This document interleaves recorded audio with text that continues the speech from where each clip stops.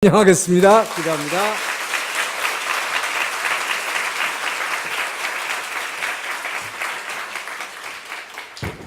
Haleluya. Magandang hapon po sa inyong lahat sa pangalan ng Panginoon Hesus Kristo dito po sa Onuri Church.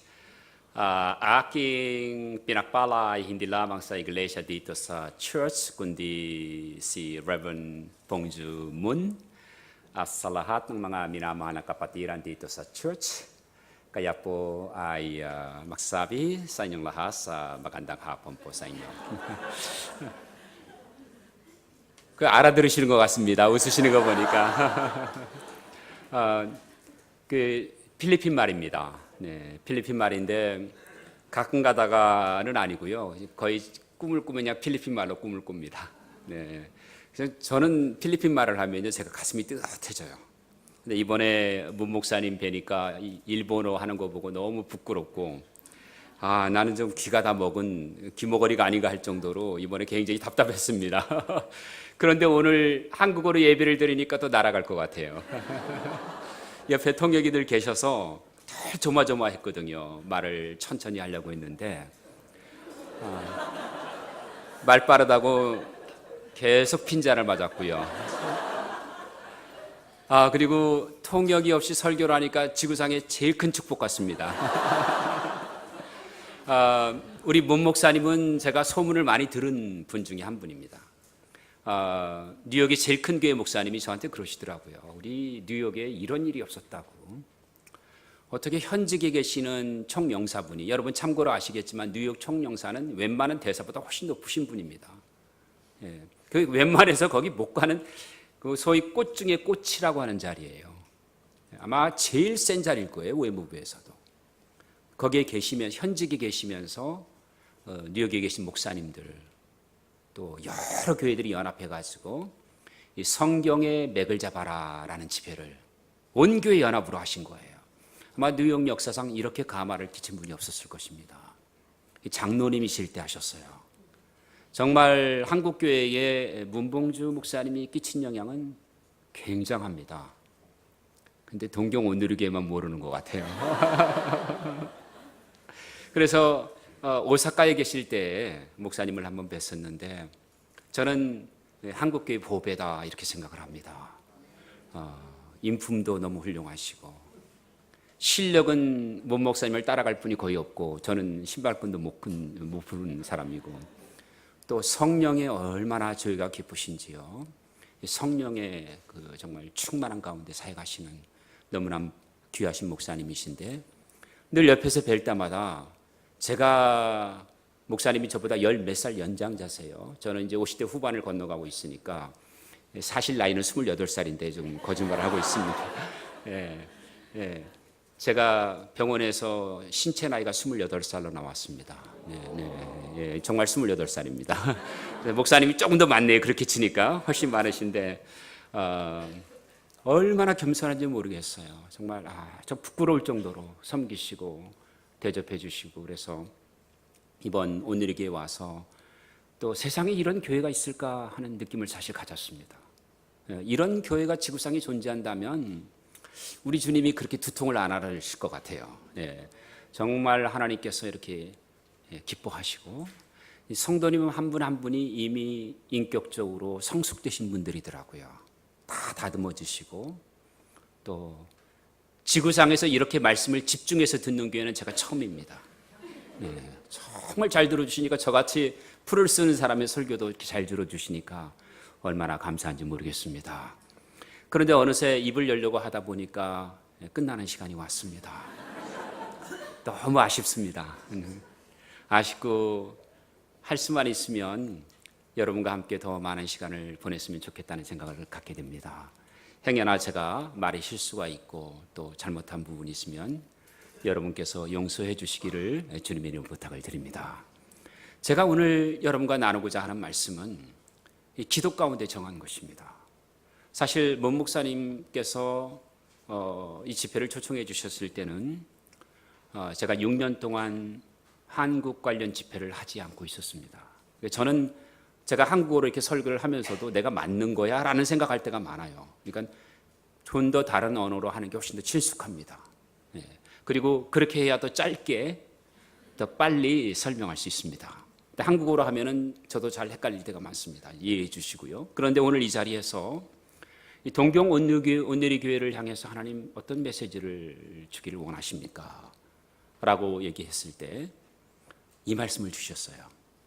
이 말씀을 주셨는데 이 베드로전서 오늘 읽어드린 말씀인데 특별히 5절이 이 동경 온누리 교회를 향하신 하나님의 음성이었습니다.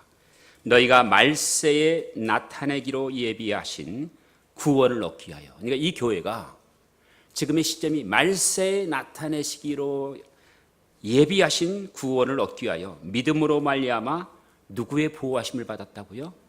하나님의 보호하심을 받았다. 이 교회가 그러하다. 그러니까 하나님께서 이 교회를 통해서 이 동경 땅에 신주쿠 땅에 하나님의 구원을 나타내시기 위해서 하나님이 보호하셨다. 아멘이 많아서 감사합니다. 그러므로 너희가 여러 가지 시험을 인하여 잠깐 근심하게 되지 않을 수 없었지만 오히려 내가 극히 기뻐하노라. 근데 여러분 이 서신이 어디에서 나온 겁니까? 베드로 사도가 유대인 디아스포라에게 보낸 편지예요. 그러니까 다른 말로 하면 흩어진 디아스포라가 있는 일본 동경 땅에 그리스도의 편지가 여러분들에게 전달이 된 것입니다. 너희가 이 동경 한복판에서 일본의 신병부에서 마지막 날에 구원을 나타내기 위하여 하나님께서 예비하신 교회인데 이 교회의 이 역사를 위하여서 잠깐 동안 고난을 인하여 시험을 당하였도다. 어려움이 있었다는 말씀이죠. 이 교회에 힘든 부분이 있었다는 뜻입니다. 그러나 그것 때문에 그렇게 기뻐하였도다. 이는 너의 믿음의 시련이 불로 연단하여도 없어질 금보다 더 귀하게 예수 그리스도의 나타내심과 또 칭찬과 영광과 존귀를 얻게 하려 합니다. 이 교회가 장소 때문에 어려움을 겪었다는 말씀을 들었습니다. 저는 일본에 28번째 왔습니다. 제가 찾아왔던 교회들 가운데서 이 교회처럼 완벽하게 방음이 되는 교회는 처음 봤습니다. 그리고 이렇게 아름다운 예배를 드리는 교회도 사실은 처음입니다. 살아있는 교회, 살아있는 예배, 살아있는 기도를 드리는 교회입니다. 이게 무엇 때문일까요? 하나님께서 이 교회를 통해서 한 분 한 분을 불러 연단하셔서 모든 불순물들을 다 걸러내시고 존귀한 자로 한 분 한 분을 세워주셨다는 뜻입니다. 목사님을 비롯해서 성도님들이 하나가 되어주셔서 정말 세상이 부러워하는 교회로 여러분의 교회를 만들어주신 줄로 믿습니다. 그래서 하나님께서 이 일을 이루신 것은 바로 우리에게 마냥 계시로 알게 하셨다. 12절에 보면 하늘로부터 보내신 성령을 힘입어 복음을 전하는 자들로 이제 너희들에게 구한 것이요 천사들도 살펴보기를 원하는 것이라. 그러면서 13절에 이렇게 얘기합니다. 그러므로 너희 마음에 허리를 동이고 근신하여 예수 그리스도의 나타나실 때까지 너희에게 가져올 은혜를 온전히 바랄지어다. 지금으로 만족하지 말고 그날까지 완전히 승리하라는 주님의 권명인 줄 믿습니다. 여러분, 지금 우리는 어느 시대를 살고 있습니까? 사랑하는 여러분, 저는 불과 몇 년 전에 어떤 분으로부터 전화를 받았습니다. 당시에 힐러리 클린턴이 대통령 후보로 나갈까 말까 할 때, 오바마하고 경쟁을 할 때 힐러리 클린턴 캠프에서 가장 중요한 역할을 하는 한 분이었습니다. 그분은 캘리포니아 스테이트 커미셔너로 일을 했던 분이십니다. 저에게 전화를 주셔서 목사님, 내가 기도를 하고 있는데 김 목사님 자꾸 떠오릅니다. 그러니 목사님 한번 기도해 주시고 꼭 응답을 주셨으면 좋겠습니다. 그게 무슨 말씀입니까? 목사님, 지금 김정일이 만나자고 하는데 김 목사님과 함께 가면 좋겠습니다. 무슨 얘기인데요? 얘기를 긴 얘기인데요. 짧게 얘기하면 이분이 북한에 김정일이 살아있을 때 북한의 영어 교육 프로그램을 담당을 했습니다. 그래서 지금 북한에서 하고 있는 모든 영어 교재나 프로그램은 이분의 힘을 입은 바가 지대합니다. 그러면서 김정일의 신임을 얻게 됐어요.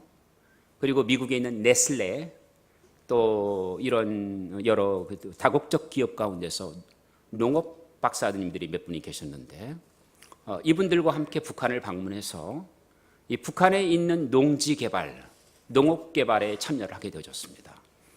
제가 가지고 있는 사진은 수백 장에 해당하고 있는데요. 북한이 여러분들의 눈에는 저주받은 땅이고 북한은 한반도의 재앙의 근원이라고 생각을 하고 있는데 하나님은 북한을 지상에서 가장 깨끗한 성도들이 있는 교회로 보고 있고 가장 심각한 핍박과 혼란 가운데서 대한민국에 있는 성도보다도 더 순수한 영혼들이 있는 곳이 북한 땅이라고 말할 수가 있을 것입니다. 그리고 북한은 지구상에서 딱 하나 유일하게 남은 산성비가 없는 나라입니다. 화학비료를 쓴 적이 없기 때문에. 그래서 그 땅은 홍수가 많은 것 같지만 우리 모든 인류가 가장 갖고 싶어하는 오가닉 푸드, 이러한 유기농 농업 개발을 하기에는 최상의 땅입니다. 그런데 이 네슬레 팀들과 함께 북한에 가서 여러 군데의 시험 재배를 했는데 저 태어나서 처음 봤어요. 무가 하나를 심었는데 무가 제 몸보다 길어요. 배추를 들고 있는데 배추가 제 머리보다 깁니다. 근데 그것은 딱 세 가지 방법으로 쓰는 겁니다. 북한에서 자라고 있는 풀을 베고 또 북한에서 자라고 있는 소똥이나 이런 것들을 쓰고 그리고 거기에 효소를 넣어서 자연적으로 자연 퇴비를 만들어서 준 곳에는 하나도 없어요. 그 땅이 얼마나 비옥한 땅이었으면 캐럿 갑자기 당근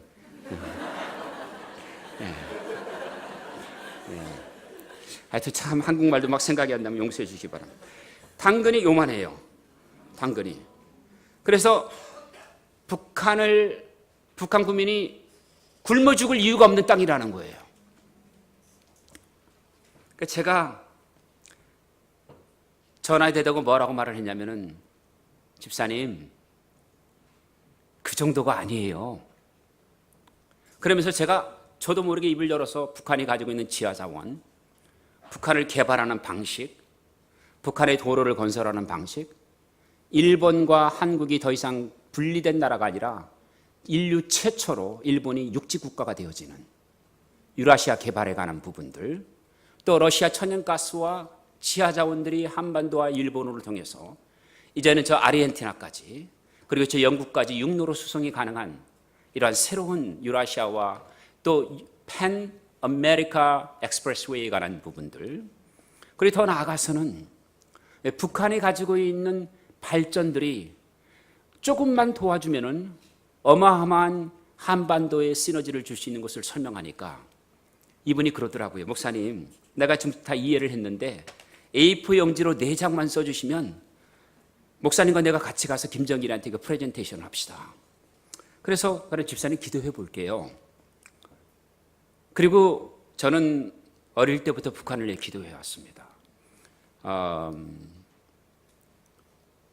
상해 한인연합교회에서 통일 세미나를 했습니다. 서울에 있는 할렐루야 교회에서 한반도 통일 정책에 관한 세미나를 저 혼자 했습니다. 그 이유 중에 하나는 우리 한민족이 가지고 있는 동북아 정세 가운데서 남한은 어떤 위치에 있고 북한은 어떤 위치에 있고 러시아와 중국과 일본과 미국은 어떤 위치에 있고 우리는 지금 이 순간에 어떻게 기도해야 되며 우리는 한반도의 통일이 미칠 영향은 어떤 것이고 어떤 준비를 해야 되고 더 나아가서 동북아 가운데 한반도의 통일이 전 세계에 어떠한 일을 이루게 되며 이것을 종말론적으로 선교적으로는 어떻게 볼 것인가에 대한 세미나였습니다. 그래서 늘 제 마음에는 한민족의 정체성과 한민족의 운명을 가지고 고민하고 있었는데 이 집사님이 얘기해서 때가 됐나 보다. 북한에 들어갈 때가 됐나 보다. 라고 기도를 하는데 하나님의 음성이 들려왔습니다. 네 때가 아니니라. 가지 마라. 그리고 이틀이 지나서 이름을 거명하진 않겠습니다만 청와대에서 어떤 분에게 연락이 왔어요. 청남대에서 대통령이 닷새 동안 휴가를 갔는데 김 목사님과 닷새를 보내기를 원하신답니다. 같이 가시겠습니까? 불과 며칠을 놔두고 이런 일이 벌어졌어요. 기도해 볼게요. 근데 성령께서 말씀하십니다. 내가 그에게 줄 말이 없다. 깜짝 놀랐죠. 그래서 못 갔어요. 그런데 청와대에서 다시 연락이 왔습니다. 목사님, 지금 북한의 정세는 어떻게 됩니까? 그래서 또 제 아내가 이메일을 보냈어요. 김정일이 심장마비로 죽는답니다. 제 아내가 보낸 이메일 보낸 정확한 7일 뒤에 김정일이 죽었어요. 여러분, 김정일이 죽을 수가 없는 사람입니다. 김정일이 어디를 가든지 의사들을 수십 명씩 데리고 다닙니다. 30분 안에 언제나 헬리콥터가 그를 응급시설할 수 있는 모든 보안시설이 되어 있는 사람입니다. 그런데 너무나 놀라운 것은 그가 자기 전용 기차를 타고 갈 때 그 기차에는 그 심장마비를 담당할 만한 의사가 한 명도 없었어요. 그리고 남포까지 달려가기는 너무나 멀었어요. 그 누구도 쓸 수 없었고 그의 생명조차도 하나님 손 안에 있었던 것이죠. 여러분은 지금 굉장히 급변하는 지구촌의 한 중심 가운데 서 있습니다. 많은 분들이 나의 문제를 가지고, 나의 교회의 문제를 가지고, 또 내 가정의 문제를 가지고 고민하고 있는 걸 알고 있습니다. 그런데 지금 우리가 살고 있는 이 땅에는 남북이 엄연히 대치하고 있고, 우리가 생각한 것 이상으로 굉장히 많은 변화들이 일어나고 있습니다. 동북아가 그러하고, 세계가 그러하고, 또 세계 기독교와 세계 종교의 지형이 이미 바뀌고 있습니다. 그래서 세계사적으로 보게 되면 인류의 종교 분포가 완전히 바뀌어지는 일들이 일어났는데 1900년에 2억 5천에 불과하던 모슬렘이 18억이 넘게 되어지고 50만에 불과하던 미국의 모슬렘이 지금 1800만이 넘어서게 되고, 그리고 대부분 기독교 다수 지역이었던 나라들이 기독교 소수 지역으로 전락을 하고 있습니다. 유럽 28개 나라 가운데서 교회 출석률이 3%가 넘는 나라가 2개 나라밖에 없고 평균적으로 1%를 넘지 않습니다. 다른 말로 표현하면 유럽과 일본이 별반 다르지 않습니다. 일본만 복음화가 안 된 것이 아니라 3억 8,500만에 해당하는 유럽 인구가 철저하게 비복음화되고 있습니다. 뿐만 아니라 기독교가 있었던 지역 외에 이전에 기독교 다수 지역을 점유하고 있던 수단이라는 나라는 이슬람에게 빼앗겨 버려서 이젠 북수단은 이슬람으로 넘어가 버렸고, 기독교 왕국이었던 이티오피아는 세계 나라로 바뀌었는데 에리트리아, 소말리아로 바뀌어서 에리트리아, 소말리아는 모슬림 국가가 되어버리고 이미 이티오피아에 있는 기독교인들도 36%만 남는데, 지난 10년 동안에 지구상에서 이티오피아처럼 빠르게 모슬림으로 집단 개종을 한 나라가 역사상 한 번도 없었습니다. 2000년의 기독교 역사를 갖고 있는 나라가 터키에서 기술대학을 세우고 시장을 세우고 은행을 세우면서 어마어마한 인구의 기독교인들이 집단 개종을 하고 있습니다. 100년 전에 완전한 기독교 국가였던 아제르바이잔이 지금은 완전한 모슬림 국가가 돼서 복음을 전할 수 있는 길은 거의 100% 차단이 되어졌습니다. 기독교 선교에 자유롭고 어느 곳에든지 교회를 마음껏 세울 수 있던 중앙아시아 5개 나라가 모슬림 국가로 전락해 버렸습니다. 케냐와 나이제리아와 가나와 코파디부르와 그리고 더 나아가서는 유간다에 인구의 15%에서 40%에 해당하는 지역들이 모슬림 지역으로 지금 바뀌고 있습니다. 그런데 어느 쪽에서도 어느 나라도 이 급증하는 이슬람을 막을 수 있는 교회도 없고 나라도 없고 급속한 이슬람의 팽창에 대해서 대응을 가진 교회는 단 하나도 존재하지 않습니다. 지난 100년 동안에 이런 엄청난 변화 가운데서도 기독교 내에서도 지각 변동이 일어났습니다.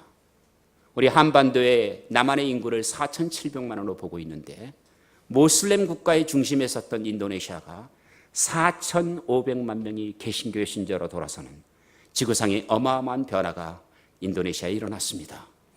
그리고 문화혁명과 또 더 나아가서 공산화 과정을 통해서 선교사는 단 한 명도 남지 않고 마지막 선교사가 떠난 것이 1953년인데 이 기록을 깬 것이 남한입니다. 방지일 목사님은 1957년까지 공산 치하에 남아있다가 마지막 쫓겨나온 선교사입니다. 이러한 중국은 공산화가 됐을 때 200만의 천주교인, 100만의 개신교 신자를 갖고 있었는데 지금은 1억 3,500만에 해당하는 개신교로 중국에는 지구상의 가장 놀라운 기독교 부흥이 일어나고 있습니다. 저는 작년에만 5번 중국을 다녀왔습니다. 중국의 많은 지도자들이 이렇게 말합니다. 지금 우리 중국 교회가 무엇을 해야 될까요? 제가 이렇게 얘기를 했습니다. 중국에 있는 기독교인들이 100명이 모여져서 단 한 명의 해외 선교사를 파송하면 지구상에 전무후무한 일이 일어납니다. 그것은 100만 명이 넘는 해외 선교사를 중국 한 나라가 감당할 수 있기 때문입니다. 그래서 그 일이 지금 진행 중에 있습니다. 너무나 놀라운 일이지요. 그리고 또 하나 놀라운 일 가운데 하나는 전통적으로 힌두교와 이슬람으로 가득 차서 가장 복음의 불모지라고 여긴 인도라는 대륙이 여러분들이 상상을 초월할 정도로 어마어마한 속도로 바뀌어지고 있다는 겁니다. 그것은 인도 동북부의 미조람, 그 다음에 또 거기에 보면 카시아힐, 그리고 나갈랜드라고 하는 9개의 주가 있는데 이 9개 주의 가장 복음화율이 적은 주가 55%이고 나갈랜드는 95%가 기독교인이 되어졌습니다. 그래서 이 동북부에 있는 9개 주가 이제는 우리의 힘을 가지고 해외 선교사를 파송하자는 운동을 감당하고 있는데 그것이 샌드위치 복음 전략입니다. 다시 말해서 동북부에 있는 기독교인들과 남부에 있는 기독교인들이 같이 인도 대륙을 공략함으로 샌드위치처럼 그 중앙을 복음화하자는 운동이 일어나는데 인도가 세계에서 2번째로 많은 선교사를 파송하는 국가가 됐습니다. 한국이 아닙니다. 왜 그렇습니까? 더메스틱 미셔너리를 크로스 컬처럴 미셔너리로 인정했을 때 인도는 이미 10만 명이 넘어섰습니다. 자국민에게 파송한 선교사가 10만 명을 넘어섰습니다. 또 하나 놀라운 일은 대영 제국이 인도를 지배하면서 바로 그 더불어서 중국과의 아편 전쟁을 일으킵니다. 아편 전쟁을 일으킨 모든 목적 가운데 하나는 미국의 페리 제독이 요코하마 앞에 흑선을 가지고 와서 강제로 일본의 무역 항로를 개설하기 위해서 무역 체결을 했던 것과 같은 맥락입니다. 그래서 죄송합니다. 오늘은 또 물론 이렇게 됐습니다. 그래서 이러한 일로 말미암아 영국은 아편 전쟁에 승리하면서 강제적으로 중국 내에 있는 인력 송출하는 것을 계약을 맺습니다. 그것이 꿀이라고 불리는 중국인 노동자들입니다. 우리나라의 제물포에는 1860년부터 1910년까지 이 꿀이라고 하는 사람들이 와서 바로 제물포에 그 중국인 거주촌을 만들게 되어집니다. 그때 그들이 중국집을 만들면서 매니저를 했던 사람을 돈을 만든 괴짝을 맡은 사람이다. 짱깨. 그걸 한국 사람이 발음을 잘못하고 짱깨라고 지금 발음을 하고 있습니다. 창고장자에다가 괴괴자입니다. 짱깨가 아니고 짱괴. 자장면은 산동 집안에 쓰는 자장면입니다. 면을 쳐서 국물이 없이 먹는 음식인데 한국 사람들이 자장면을 발음을 못하니까 짜장면이 됐습니다. 나가사키에서 이탈리아로부터 최초의 밀가루가 반입이 되는데 그것을 군수물자를 제공하기 위해서 우동을 일본이 개발합니다. 그것이 나가사키 우동입니다. 한국으로 건너와서 짬뽕이 되어졌습니다. 어쨌든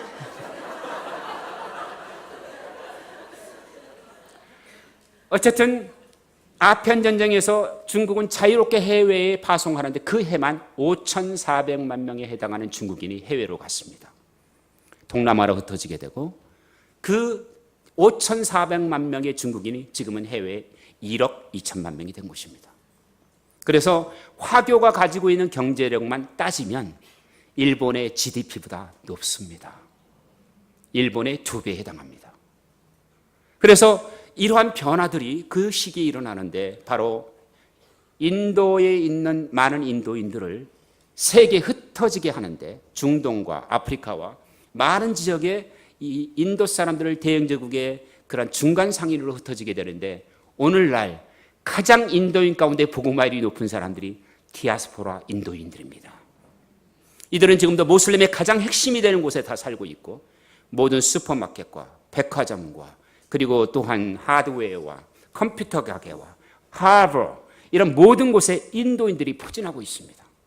지금의 세계는 모슬림에게 밀리는 것 같아도 인도를 깨우게 되면 인도인들이 일어나서 대영 제국이 깔아놓은 모슬림의 실크로드를 따라서 가장 빠르게 모슬림 선교를 할 수 있는 가장 놀라운 시기에 와 있는 것입니다. 그렇다면 일본에 사는 우리 한국인들은 하나님이 어떠한 뜻이 있을까요? 남북이 대치하고 있는 상황 가운데서 하나님은 우리 민족을 향하여 어떠한 계획을 갖고 계실까요? 그리고 여기에 있는 여러분들이 남북한을 위해서 중국과 러시아와 미국과 일본에 있는 모든 나라를 통하여서 여러분들은 어떠한 기도를 하나님께 드려야 될까요? 오늘 우리는 이 중차대한 문제 가운데 있습니다. 그리고 이 자리에서 우리가 생각할 부분 중에 하나는 세계 많은 변화 가운데서 제일 큰 변화는 기독교 외부의 변화가 아니고 기독교 내부의 변화라는 것입니다. 7억에 해당하는 개신교 신자 가운데서 소위 말하면 트래디셔널 디노미네이셔널리즘을 갖고 있는 나라들은 이제 많지 않습니다. 성공회라든지 화란개혁교회라든지 장로교회라든지 장로교회 하나만을 둬도 캐나다와 미국과 호주와 뉴질랜드의 모든 장로교회를 합쳐도 한국의 장로교인이 2배입니다. 지구상에 유일하게 머저리티 장로교회를 갖고 있는 유일한 나라 하나가 한국입니다. 그런데 아무도 안 놀란다는 것도 신기합니다. 그래서 우리는 나만의 세계에 갇혀 있으면 이게 전부인 줄 아는데 세계 기독교를 딱 열어보면은 우리가 어디에 있는지를 알아야지만이 우리가 어떻게 세계 선교를 할 수 있는지 여러분들은 눈을 열어서 열방을 향한 바른 기도를 들을 수 있다는 말씀입니다. 바른 정보를 갖지 않고 나만의 편협된 눈을 가지고 편협된 정보를 가지고 기도하는 것 온당치 않습니다. 그렇기 때문에 지금 일본에 있는 여러분들이 일본을 위해서 또 동북아를 위해서 더 나아가서는 세계를 위해서 무엇을 위해 기도하시고 무엇을 위해 나가야 될까요?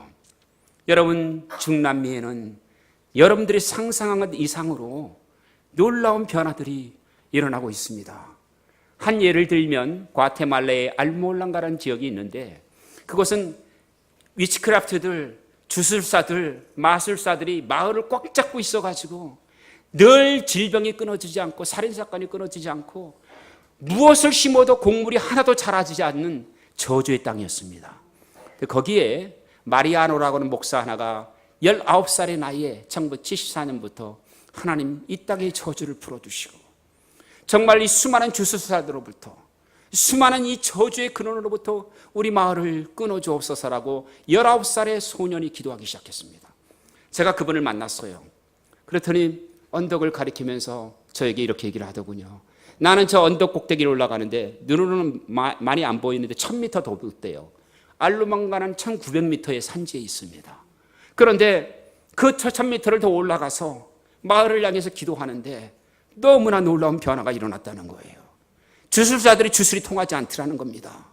마술사들이 마술을 해도 저주가 맺히지 않더라는 거예요. 그리고 자기 혼자 기도했던 것이 2명이 되고 3명이 되는데 자기가 그렇게 기도했을 때 인구가 25,000명이었대요. 지금은 48,000명입니다. 그런데 48,000명 가운데 47,000명이 개신교 신자예요. 감옥에 온갖 살인자들과 마약 사범들이 가득했던 감옥에 기도하면서 하나님의 성령이 그 마을을 임재하기 시작하는데 범죄자들이 사라지니까 감옥이 점점점 늘더니 4개 했던 감옥이 3개를 폐쇄해버렸고 마지막 감옥 하나만 남아있는데 죄수가 1명도 없어요. 그리고 마을 건너서 블록마다 창녀촌이 있었는데 하나님께서 늘 술주정뱅이 싸우고 다투던 남자들이 술을 끊게 되니까 술집이 사라지게 되고 이제는 그 마을 전체 가운데 단 한 군데도 술을 파는 가게가 없게 돼버린 거죠. 최근에 하나가 생겼다고 합니다. 하도 관광객이 많이 와서 외부인들만 산다는 거예요. 여러분 한 사람의 기도가 마을을 바뀌는 모습을 보았습니다. 그런데 어떤 곳은 나라가 뒤바뀌어지더라고요. 니카라과를 갔습니다. 하나님 이 땅에 하나님의 무슨 소식이 있습니까? 눈에 보이는 건 전부 다 커다란 천주교회들이었습니다. 주님 이 땅에는 아무것도 볼 게 없는데요. 아니다. 여기에 기도하는 무리가 있었다. 주님 어딘데요? 네가 이 땅을 봐라. 니카라과 북부를 주님께서 가르쳐 주셨어요. 삼각형이었습니다. 하나님, 내가 보고 싶은데 여기 이 차를 가지고 가면은 비행기를 못 합니다. 하나님, 어떻게 하면 좋습니까? 주님이 제게 말씀하시더라고요. 너는 오늘 이 교회를 찾아가라. 찾아갈 방법이 없었고, 그 교회를 간다 그래도 그 목사님을 만날 길이 없는 거예요. 근데 기도 가운데 성령이 감동을 주시더군요. 그래서 니카라구아의 호산나 교회라고 14년 된 교회인데 제일 큰 교회입니다. 출석 교인이 17,000명이에요. 14년밖에 안 됐는데. 그런데 그 교회를 갔는데 담임 목사님은 플로리다에 가 있대요. 스미스 목사는. 그래서 그러면 어떻게 하느냐 그랬더니 사위가 담임 목사를 하고 있더군요. 그런데 하나님께서 만나게 해주시는데 놀라운 얘기를 해주시는 거예요. 무엇인지 아십니까? 바로 불과 90년 전에 아주사 부흥이 일어났을 때 성령의 음성을 듣고 한 미국인 목사 부분이 처음으로 개신교 선교를 시작을 했다고 합니다. 그런데 개신교 선교를 할 때 통역관을 두게 되는데 통역관이 여자였다고 하네요. 여자는 늘 조심해야 합니다. 그래서 통역하는 사람과 이 미국 목사와 사랑에 빠지게 됐는데 그 이유는 뭐냐면 자기 사모로부터 자식을 못 낳기 때문이었어요. 그런데 통역하는 사람과 사랑을 빠지고 이 미국인 선교사는 신앙을 버렸습니다. 이런 비극이 어떻게 일어날 수 있겠어요? 그런데 여전히 그 부인은 이 남자가 자기를 떠나서도 자기네 남편이라고 말하고 선교사역을 시작했는데, 그렇게 시작한 것이 바로 그 지역에 엄청난 변화를 주게 되는데, 그 지역이 세계 성읍이 니카라구아 인구의 3분의 1을 차지합니다. 거기 지역의 기독교인이 95%예요. 기독교 성지예요. 그러니까 완전히 거리를 가면 다 찬송가가 흘러나와요. 집집마다 찬송가가 나오고 매일 예배를 드리고 범죄일이 하나도 없어요. 한 사람이 비극을 축복으로 바꾼 곳입니다. 저는 이런 땅들을 너무나 많이 보았습니다. 아르메니아가 그러합니다. 여러분, 과테말라가 그러합니다. 여러분, 아르헨티나가 그러합니다. 칠레가 그러합니다. 쿠바가 그러합니다. 아이티가 그러합니다. 수많은 나라를 보면서 하나님, 이 땅에도 이제는 기적이 일어날까요? 어느 땅입니까? 일본에도 기적이 일어날까요? 죽어가는 우리 한국에도 기적이 일어날까요? 여러분, 한국의 문화공보부에서 발표한 통계를 여러분 아실 것입니다. 2015년 통계가 무엇인지 아십니까? 한국의 개신교회는 624만 명으로 발표가 되어졌습니다. 그리고 이 전망은 이렇게 얘기를 합니다. 2020년이 되면 한국 개신교회는 400만을 넘지 못하게 될 것이다. 2020년, 4년 남았어요. 그리고 천주교회는 600만을 넘어간대요. 그 다음에 2025년이 앞으로 9년 남았습니다. 한국의 개신교회는 300만으로 떨어지고 천주교회는 600만을 넘어서게 된다는 거예요. 이거 저의 얘기가 아니고 한국 정부가 공식으로 발표한 통계입니다. 그런데 저는 이 통계를 볼 때 굉장히 너그러운 통계라고 봅니다. 왜 그런지 아십니까? 한국교회가 이렇게 급속한 세태를 가지고 있음에도 불구하고 아직도 암병에 걸려있는데도 자각 증세를 못 느끼고 있다는 겁니다. 우리가 위험한 상태에 있고 우리가 깨어 기도할 때고 우리가 하나님의 말씀을 구하고 하나님의 성령 안에 일어날 때가 되었음에도 불구하고 목사들이 너무나 타락했어요. 정신을 못 차리고 있어요. 교회가 너무 제대화되고 있어요. 그리고 한국교회의 가장 큰 세속적인 물결은 무엇입니까? 교회의 내부적 세속화입니다. 하나님의 나라를 바라보는 게 아니라 물질이 그 자리를 차지하고 있고, 총회장 귀신이 들어가면 예수님도 못 말린다고 합니다. 명예와 탐욕에 목사들이 눈이 멀었습니다. 성도들이 현세의 이익을 구하고 하나님 나라를 구하지 않습니다. 그리고 기도하던 한국교회가, 밤을 새워 부르짖던 한국교회가, 새벽 기도하던 한국교회가, 깨어 기도하던 한국교회가, 찬양하던 한국교회가 찬양이 사라지고 기도가 줄어들고 밤을 새워 기도하는 무리들이 사라지고 있습니다. 이런데도 교회를 기뻐하면 기적이죠. 그럴 수가 없습니다. 세상 정부가 말한 것, 한국 정부가 말한 것이 보다 더 정확한 것입니다. 그런데 동경 온누리교회에 와서 새 희망을 보았습니다. 새벽 기도가 살아있고, 저녁에 기도가 살아있고, 예배가 살아있고, 영혼들이 살아있습니다. 살아있는 자만 아멘을 했습니다.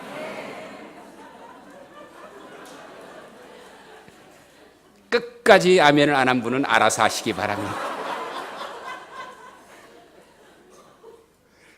여러분, 우리는 죽은 자가 아닙니다. 살아있는 자입니다. 성령 안에 살아있는 자들입니다. 왜 하나님께서 수많은 교회 가운데 동경 온누리 교회를 줬을까요? 왜 수많은 탑픽 가운데서도 문봉주 목사님은 기도의 탑픽을 정했었을까요? 왜 수많은 이들 가운데서 왜 문 목사님은 이 교회를 기도하는 교회로 하기를 원했을까요? 나는 그게 제일 기뻐요. 제일 감사해요. 핵심을 보았기 때문입니다. 오늘날의 그리스도인들은 나이스하고 젠틀하고 굉장히 고급스럽고 그리고 그렇게 예배드리는 것이 아름다운 성도인 줄 아는데 성경은 그렇게 말하지 않습니다.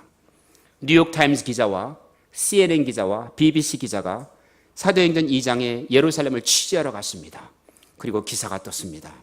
예루살렘에는 온갖 히스테리성 환자들의 집합소였다. 저들은 정신병원에서 할 수 있는 말벙어리와 같은 이상한 말들을 짓거리기 시작했고, 예루살렘 안에는 온갖 정신병자들의 모습을 보여주는 모든 각종 현상들이 다 등장하였다. 사이코패스와 그리고 히스테리성 질환자와 온갖 정신질환자들이 가득하였다. 이것은 세상의 보고일 것입니다. 하나님의 눈에는 뭡니까? 홀리 케이오스가 일어난 것입니다. 거룩한 운동이 일어난 것입니다. 성령이 임하니까 우리 인간의 능력으로는 제어할 수 없는 하나님의 영이 우리 가운데 임함으로 말미암아 회개의 분물이 터지고 눈물과 콧물이 뒤범벅이 되면서 가위로도 자를 수 없게 되어지고, 그리고 그 안에 가득한 성령님의 역사로 말미암아 죄에 대한 고백이 뒤따르게 되어지고, 우리 인간의 지각 영역을 뛰어만한 다른 언어를 말하게 되어지고, 그곳에서는 핵폭탄도 감당할 수 없는 성령의 폭발이 예루살렘에 일어난 것입니다. 오늘 우리가 구하는 기도는 이러한 교회인 것입니다. 점잖은 교회가 아닙니다. 사랑하는 교회가 아닙니다. 나를 자랑하는 교회가 아닙니다. 성령의 역사하시는 교회인 것입니다. 성령의 역사가 폭발하는 교회인 것입니다. 한 사람이 변화되어져서 지구촌을 흔드는 역사가 이 교회를 통해 일어나야 말하는 것입니다. 여러분, 우리가 꿈꾸는 교회는 내가 생각하는 교회가 아니라 성령의 교회인 것이죠. 그것은 바로 하나님의 성령님이 역사하시는 교회인 것입니다. 저는 그래서 기도 가운데 하나님, 내가 이 교회에 어떤 메시지를 전할까요? 너는 7가지만 전해라. 제가 받았었어요. 동경온누리교회를 주신 하나님의 감동이었습니다. 어떤 분들은 받아쓰려고 그러니까 제가 쫄기 시작합니다. 저는 듣기는 해도 쓸 게 별로 없거든요. 쓸 게 별로 없어요. 들으면 은혜가 되고 쓰면 쓸 게 하나도 없는 희한한 사람입니다. 첫 번째, 하나님께서 이 교회를 통해 말씀하십니다. 이 교회는 성령의 음성을 듣는 교회가 되어야 한다. 여러분, 많은 분들이 어떻게 교회가 성령의 음성을 듣느냐고 말합니다. 요한계시록 2장 3장에 소아시아 7교회가 나오는데, 귀 있는 자들은 성령이 교회들에게 하시는 음성을 들을지어다라고 한 번도 빠지지 않고 말합니다. 어떻게 교회가 성령의 음성을 듣습니까? 미국 최초로 의회에서 흑인 채플레인이 탄생했습니다. 그분의 이름이 잔 준이라는 분입니다. 이분이 이렇게 얘기합니다. The Christianity was birthed in Jerusalem. It became a culture in Europe, and it became an enterprise in America. 이렇게 얘기를 하셨어요. 그게 무슨 얘기냐면은, 기독교는 예루살렘에서 탄생을 했는데 유럽으로 건너가니까 문화가 돼버렸어요. 문화가 된 기독교가 미국으로 건너가니까 회사가 됐다는 거예요. 그래서 이 회사는 누구에게 움직여집니까? 바로 임역원들의 회의를 통해서 이루어집니다. 오늘날의 기독교의 비극입니다. 성령이 있을 자리가 하나도 없어져 버린 것이죠. 문화가 차지한 곳에서 성령이 교회들에게 말하는 음성을 유럽이 들을 수 있었을까요? 모든 중력회의처럼 보드 미팅이 지배하는 미국 교회들 가운데 무릎을 꿇고 금식하며 기도하는 사람들에서 무리가 성령의 음성을 들을 수 있었을까요? 그런데 안디옥 교회는 뭐라고 말합니까? 바나바와 사울이 그리고 온 교회가 성령이 가라사대 금식하며 기도하라니까 금식하며 기도했습니다. 그리고 하나님의 성령께서 바나바와 사울을 바로 떼오라고 하니까 담임 목사와 부목사를 선교사로 보냅니다. 지구상의 어떤 교회가 당회장 목사와 가장 뛰어난 부목사를 보내고 자기는 담임 목사도 부목사도 없어요. 이런 교회가 어디 있습니까? 성경이 분명히 말합니다. 성령이 말씀하셨을 때. 여러분, 동경원누리교회가 다른 것으로 자랑하면 안 됩니다. 여러분의 뛰어난 지식을 자랑해서도 안 됩니다. 뛰어난 부자들이 가득해서 자랑해서도 아니 됩니다. 이 교회가 올라온 사람들이 많았다고 자랑해서 아니 됩니다. 그러나 이 교회가 자랑할 것, 여러분이 하나님 앞에 무릎을 꿇고 성령이 말할 때마다 성령의 음성을 듣는 교회가 될 때 하나님이 기뻐하시는 교회인 것입니다. 여러분, 그러면 어떻게 교회가 성령의 음성을 들을까요? 요한계시록 2장 3장을 보게 되면은 7 금촛대를 들이시고 옷은 주석 같고 눈은 빛나는 광채가 나오며 그 옷자락은 땅이 끌렸는데 금촛대 사이로 다니신 이가 가라사대 교회의 사자들에게 말하기를. 이 사자란 말이 엔젤, 천사란 뜻입니다. 그런데 히브리적 용법입니다. 교회의 목사들에게, 교회 지도자들에게. 그렇기 때문에 여러분, 교회는 담임 목사님을 잘 모셔야 됩니다. 성령의 음성을 못 듣는 담임 목사를 맡는 교회들 비극입니다. 그래서 성령의 음성을 듣는 목사님을 가진 교회는 축복입니다. 그리고 우리 문 목사님이 성령의 음성을 듣기 때문에 기도에 대한 토픽을 하신 거예요. 이 정도 되면 하나님께 박수가 나와야 되는데 안 나오는 것도 신기하네요. 지식이 뛰어나고 지위가 높고 이게 필요한 게 아니에요. 오늘날 우리 교회가 필요한 것은 성령의 음성을 듣는 것입니다. 저희 필리핀의 하나님의 일할 교회는 웬만한 성도들이 와서 교회를 적응을 못합니다. 1년 365일 가운데 320일을 금식합니다. 어린아이들이 7일 열흘 금식해도 보통입니다. 작년에 40일 금식한 평신도가 12명이었습니다. 지금도 우리 교회는 금식 중에 있습니다. 21일 열흘 금식하면 명함을 못 내밉니다. 그건 보통이기 때문에. 근데 일본에 와보니까 그런 분 만나기가 쉽지 않더라고요. 저는 21일 금식을 80번을 했습니다.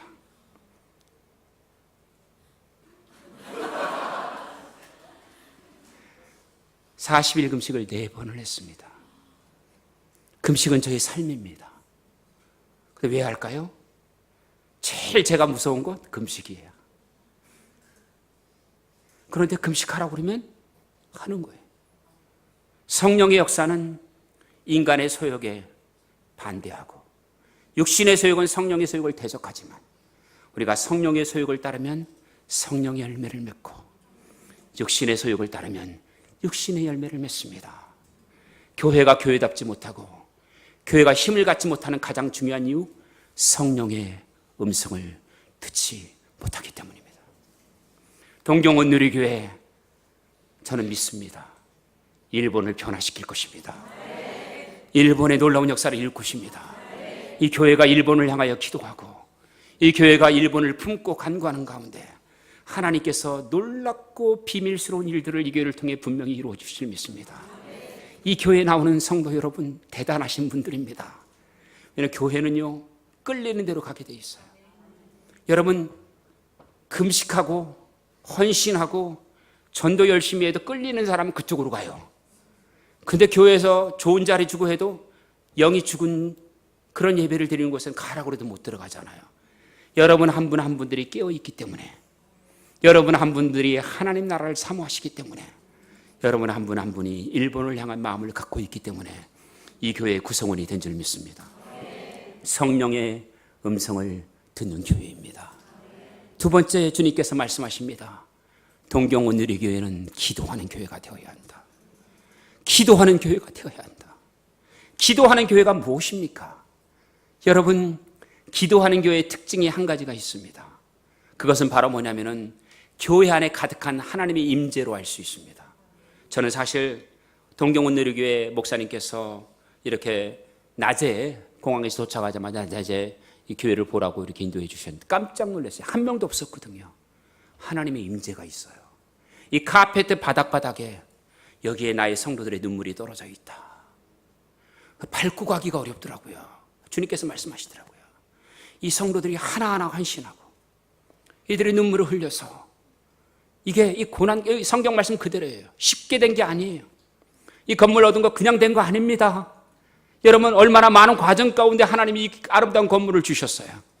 그래서 주님께서 내가 기뻐하는 교회다라고 그렇게 말씀하시더라고요. 여러분, 여러분의 교회는 지구상의 많은 교회 가운데서 초대교회로 들어가야 합니다. 우리는 이것을 선교학적으로 이렇게 표현합니다. 교회에는 다양한 형태가 있는데 멀티폼이 있고 유니폼이 있고 리폼이 있고 이렇게 그 다음에 유니폼이 있다 이렇게 말을 합니다. 멀티폼이라고 하는 것은 무슨 얘기냐면은 폼, 교회 형태가 다양하다는 거예요. 카르티지안 처치라든지 알렉산드리안 처치라든지 롬, 그 다음에 안티오키아 처치라든지 에피시안 처치라든지 이런 교회들이 다 시스템이 달랐어요. 초대교회는. 그런데 그 안티오키아 처치, 안디옥 교회의 특징이 무엇인지 아십니까?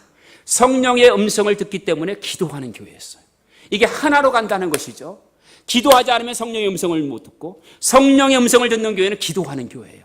이 두 바퀴가 같이 걸어가는 교회인데 오늘 동경원누리교회는 이 중심을 바로잡았다는 겁니다.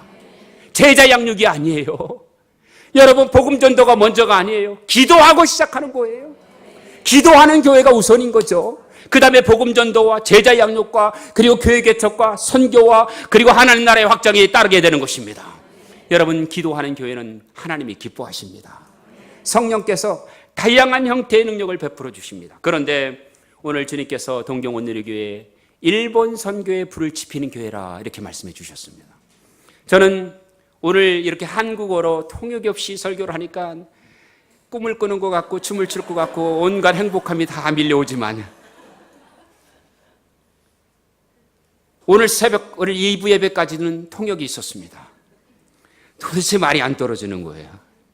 왜냐하면 통역이 있으면요 말도 절반으로 줄어들고 그리고 제가 이번처럼 구사리를 맞은 게 처음입니다. 제가 태어나서 제 설교를 중단한 게 처음입니다. 역사상. 목사님이 나오셔서 말 좀 천천히 하라고 대놓고 저를 지적하시더라고요.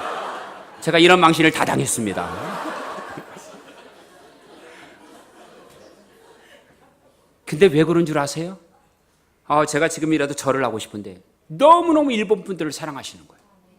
너무너무 일본 분들을 배려하시는 거예요. 우리가 한국 분들이 들을 때는 한국말로 들으면 좋잖아요. 광고까지 일본말로 하세요. 기가 막혀 죽겠더라고요. 광고를 못 알아듣겠는 거예요. 목사님이 일본말로 하니까. 나보고 망신당하라고 작정하셨는지. 그렇게 배려를 하세요. 왜냐하면 이 교회가 한국인을 위한 교회가 아니에요. 일본 선교의 부싯돌이 되는 교회고 지렛대가 되는 교회예요. 방향을 제대로 정하신 거예요. 왜 일본 땅에 그렇게 조선 동포들이 많이 있고 한인교회가 많은데 일본 선교에 불이 안 들어가는 줄 아세요? 한세 사람이 이루어지지 않았기 때문입니다. 일본인은 일본인 교회, 한국인은 한국인, 조선 동포, 제일동포는 제일동포 교회만 했습니다. 저는 일본에 있는 제일동포 교회 안 가본 교회가 없거든요. 그 문제가 가장 큰 문제입니다. 섞이질 않는 거예요. 제일동포는 제일동포로, 한국인은 한국인으로, 일본인은 일본인으로. 이 벽을 헐어야지만 이 땅에 진정한 부흥이 일어나는데 제가 본 교회 가운데 이 교회가 처음이에요. 일본인과 한국인의 장벽을 헐어버린 교회예요. 성경이 말하는 헬라인과 유대인의 장벽을 헐어서 한세 사람이 된 것처럼 이 교회가 일본인과 한국인의 장벽을 헐어서 하나가 된 교회입니다. 그리고 특별히 청년들에게 부탁하고 싶습니다. 가능한 한 국제 결혼하시기 바랍니다. 부탁합니다. 그러면 우리 일본과 한국은 문제 없어요. 사돈지간인데 싸울 일 없어요. 사돈을 다 맺어야 돼요. 그리고 일본과 한국 사람이 결혼한 분은 박수를 쳐드려야 돼요. 정말 그분들은 애국자입니다. 할렐루야. 천국의 애국자예요. 얘는 미리 화해했잖아요. 부부는 싸워도 칼로 물베기 아닙니까? 할렐루야. 그래서 정말 일본의 하나 되는 역사가 이 교회를 통해 일어나게 될 줄로 믿습니다. 그리고 이 교회는 주님이 제게 음성으로 들려주시더라고요. 이 교회는 베레아 교회 같은 교회다. 그래서 이렇게 설명을 주시더라고요. 이 교회는 말씀을 가르치는 교회다. 베레아 교인들이 더 신사적이고, 더 신사적이라는 얘기는 뭐냐면 훨씬 더 노빌리티가 뛰어난 사람들이에요. 지위도 높고 훨씬 더 나이스한 분들이에요. 그런데 바울이 와서 설교를 해도 그런가 보다라고 하는 게 아니라 과연 그 말씀이 성경에 있는지 상고해 보았다는 거예요. 그러니까 동경온누리교회 설교하는 사람들은 되게 떨릴 겁니다. 근데 여기에 계신 분들 내공이 보통이 아니기 때문에 허튼 소리 하다가 망신을 되게 당합니다. 제가 2부 예배 설교를 했는데요. 목사님한테 또 망신을 또 당했어요. 제가 2005년도 통계를 얘기를 했거든요. 일본의 교회를. 그랬더니 문 목사님이 그거 아닙니다. 그냥 우리 목사님도 가만히 보니까 굉장히 직설적이세요. 나 같으면 이메일로 한 30년 뒤에 보낼 것 같은데 대놓고 얘기하시더라고요. 아유, 목사님 그거 하나 틀린 거 발견했습니다. 지금 일본이 30만이 넘는다고 했는데 26만 명입니다. 제가 그냥 얼굴에 후끈거려가지고 목사님 죄송합니다. 고치겠습니다. 저는 2005년도 IMF 통계를 가지고 얘기한 건데 목사님은 역시 고위직에 계신 분이라 그런지 일본 정부에서 발표한 통계를 가지고 하니까 수준 차이가 나더라고요. 수준 차이. 그래서 다시는 안 올 거예요, 목사님.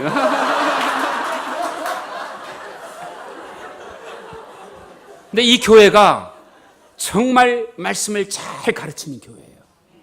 그러니까 여러분들이 흔들리질 않는 분들이에요. 대부분의 교회가 문제가 생기는 게 말씀의 토대에 바탕이 있지 않기 때문입니다. 새벽마다 여러분들이 수요일마다 또 순장으로 이렇게 말씀을 잘 배우는 교회는 사단이 와서 까부르고 이렇게 흔들려고 안 흔들려요. 흔들어봐 그러면 이게 굉장히 힘들어요. 사단이 대하기 어려운 교회입니다.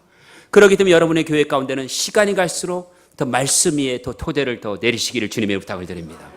그리고 주님께서 이 교회에 또 5번째 주신 말씀이 있는데 다음 세대를 일으키는 교회가 되어야 한다.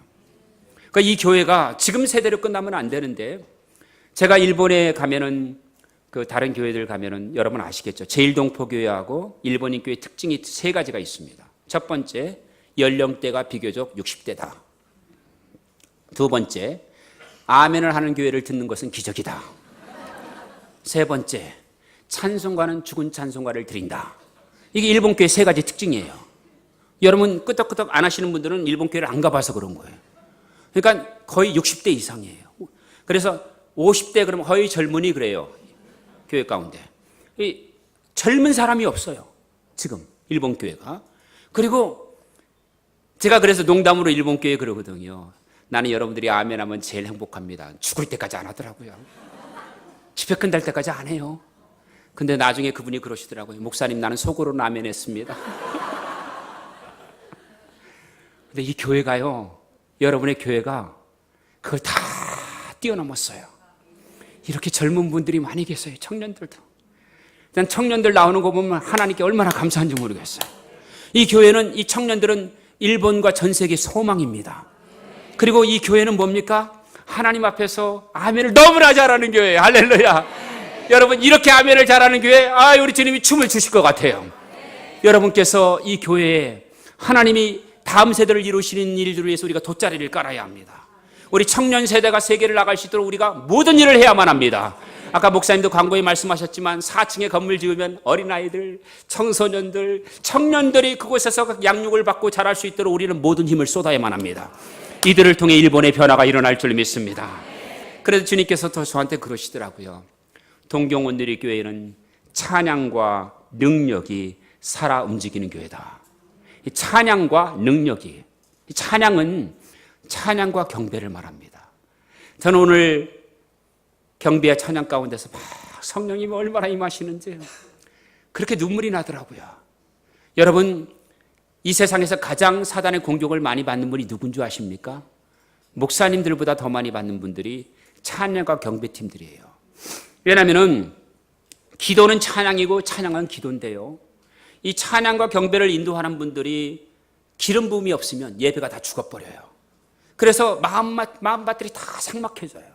그런데 찬양과 경배팀들이 하늘 문을 열게 되면 성도들이 마음이 부드러워져요. 그러면 그 자리에 말씀을 부리면 옥토가 돼서 되는데 이걸 사단이 너무나 잘 알아요.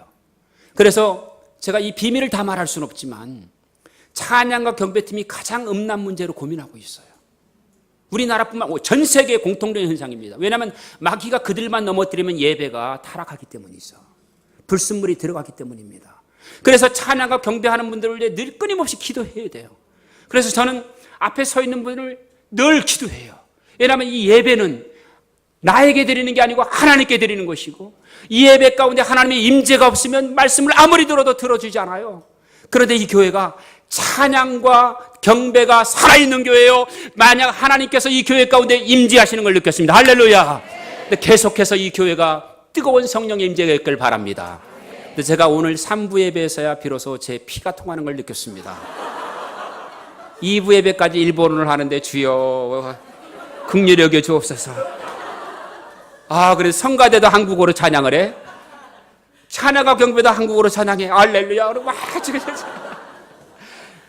저는 일본어를 못하니까. 그런데 여러분 얼마나 감사합니까? 이 교회에 찬양과 경배의 능력이 살아있을 때 여러분 또 다른 사람이 올 때 동일한 역사들이 일어납니다. 마음 문이 열려지고 하나님 앞에 굴복되는 역사가 있게 될 줄 믿습니다. 그리고 주님이 마지막으로 받아서라 그러시더라고요. 이 교회에는 성도의 제사장적 사역을 감당하는 교회가 되어야 한다.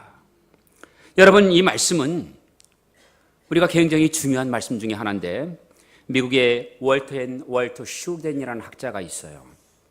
이 월터 슐덴이라는 학자가 무슨 책을 썼냐면은 Three Supreme Target이라는 유명한 책을 썼습니다.